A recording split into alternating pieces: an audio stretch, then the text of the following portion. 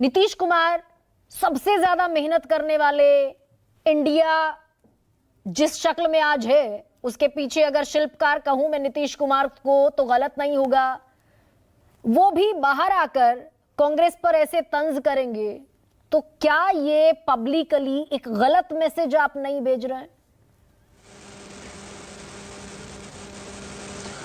देखिए, मुझे ऐसा लगता है इसे सही परिप्रेक्ष्य में देखा जाना चाहिए। उन्होंने अपनी वेदना प्रकट की और आपने सही शब्द का प्रयोग किया, वो शिल्पकार है।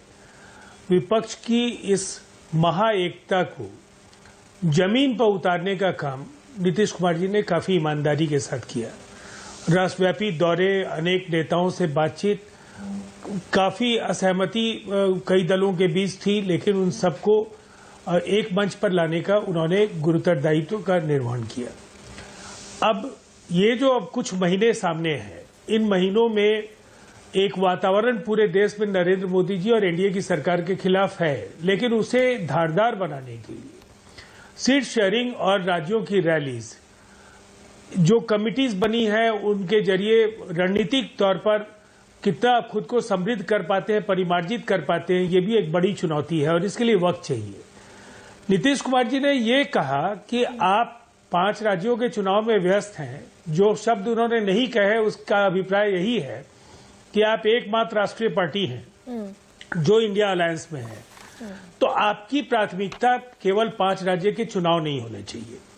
आपको इंडिया गठबंधन की मजबूती के लिए भी जिम्मेदारी का परिचय देना चाहिए और आप लीड पार्टनर हैं, निसंदेह आपको इसमें पहल करनी चाहिए। उन्होंने ये भी कहा कि कांग्रेस को आगे बढ़ाने के लिए हम सब लोगों ने इतना सारा मेहनत किया है, तो वो कहीं से भी गठबंधन के अंदर कोई रार नहीं है, न कोई असहमति उनके शब्दों के आधार पर ढूंढना चाहिए। अच्छा राजीव जी, उन्होंने ये जरूर कहा है कि इस चिरकुट जैसे शब्दों का इस्तेमाल हो जाएगा। कमलनाथ कहेंगे कौन अखिलेश वखिलेश, इधर अखिलेश भड़क जाएंगे, धोखेबाज पार्टी कह देंगे, चिरकुट, गुंडे जैसे शब्दों का इस्तेमाल हो जाएगा। प्रदेश अध्यक्ष कह देंगे कांग्रेस के कि जो पिता का सम्मान नहीं कर पाया हमारा कैसे करेगा। फिर एक फोन कॉल पर शब्द, सारी चीजें शांत हो जाएंगी।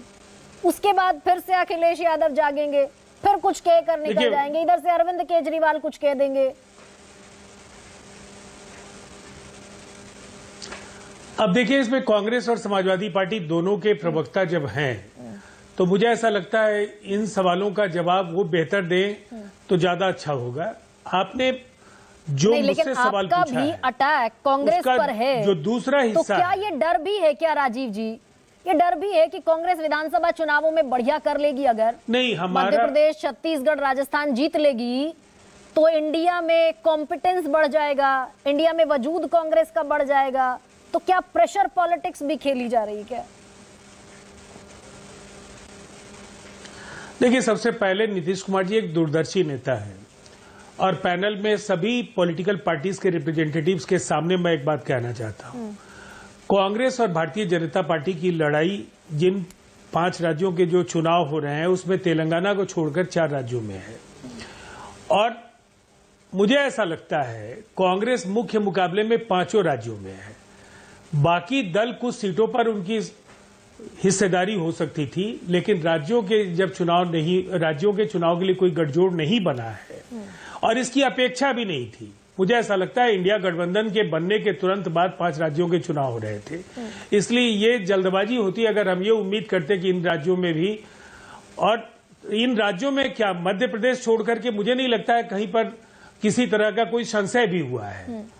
तो अब जो हालात हैं, देश के चुनाव जब दिसंबर महीने में परिणाम आएंगे तो इन 5 राज्यों में कांग्रेस की बढ़त है, ये बात नीतीश कुमार जी भी जानते हैं और तमाम इस पैनल में बैठे दलों के नेता जानते हैं कि इसमें भारतीय जनता पार्टी एक करारी शिकस्त की तरफ बढ़ रही है। कांग्रेस का इस तरीके से राजीव रंजन आपस में लड़ते लड़ते और आपस में लड़ते लड़ पाएंगे आप बीजेपी जैसी प्रचंड बहुमत वाली पार्टी से? 303 सांसद हैं बीजेपी के पास। देखिए, मैंने आपको पहले भी कहा, ये एक जीवंत अलायंस है, ये एक ऐसा अलायंस है जिसमें जो भी दल शामिल हैं वो भारतीय जनता पार्टी के सहयोगी दलों की तरह नहीं है। उनकी तो कोई आवाज नहीं है, उनकी तो कोई कोऑर्डिनेशन कमेटी नहीं बनी, कोई कॉमन मिनिमम प्रोग्राम नहीं बना। वर्षों के बाद एक बैठक, रस्मी बैठक केवल हम लोगों को दिखाने के लिए हुई। सवाल हम लोगों से इसलिए पूछा जाता है कि देश को ये उम्मीद है कि हम उन्हें बदलेंगे, उनको सत्ता से बेदखल करके इंडिया की सरकार बनाएंगे। निश्चित तौर पर आपकी अपेक्षाएं वही है और मैं मानता हूं कि जिम्मेदारी के साथ कांग्रेस समेत सभी क्षेत्रीय पार्टियों को इस चुनौती को स्वीकार करना होगा, इसलिए कि जनता ऐसा चाहती है। नीतीश कुमार जी ने यही कहा कि अगर देश का वातावरण बिगाड़ने की कोशिश भारतीय जनता पार्टी कर रही है, इस देश की विरासत, इस देश की परंपराओं को नष्ट करने की कोशिशें हो रही हो, संविधान बदलने की कोशिश हो रही हो, जिस तरह से संवैधानिक संस्थाओं की जो स्वायत्तता है, जो उनके अधिकार हैं, उनको पूरी तरह से पंगु बनाए जाने की कोशिशें हैं, इनका धारदार विरोध।